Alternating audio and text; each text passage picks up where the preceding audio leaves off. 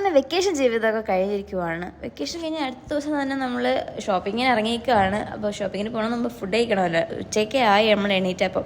അപ്പോൾ തന്നെ നേരെ നമ്മൾ അമ്മ വീട്ടിൽ പോയി ഗൈസ്, തെക്കാടുള്ളത്.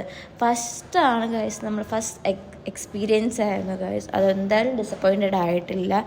ഫുഡൊക്കെ അടിപൊളി, സർവീസ് ആയിക്കോട്ടെ അടിപൊളിയാണ്. അവിടുത്തെ സ്റ്റാഫിനെയൊക്കെ സർവീസൊക്കെ അടിപൊളിയായിരുന്നു ഗൈസ്. ഫുഡിനെ പറ്റി ഒട്ടും മോശം പറയാനില്ല, അടിപൊളിയായിരുന്നു. മീൽസ് ആയിക്കോട്ടെ, ചിക്കൻ ബിരിയാണി ആയിക്കോട്ടെ അടിപൊളിയായിരുന്നു. ഞാൻ കഴിച്ചതിൽ ഏറ്റവും എനിക്കിഷ്ടപ്പെട്ട റീസെൻ്റ്ലി എനിക്ക് കഴിച്ചതിൽ ഈ ബിരിയാണിയാണ് ഗൈസ് ഇഷ്ടപ്പെട്ടത്. ചിക്കനൊക്കെ നല്ല എന്ത് ജ്യൂസി ആയിരുന്നു, റൈസൊക്കെ നല്ലപോലെ വെന്തിട്ടുണ്ടായിരുന്നു. അടിപൊളിയായിരുന്നു. എല്ലാവർക്കും വയറും നിറഞ്ഞു മനസ്സും നിറഞ്ഞു ഗൈസ്, അടിപൊളിയായിരുന്നു.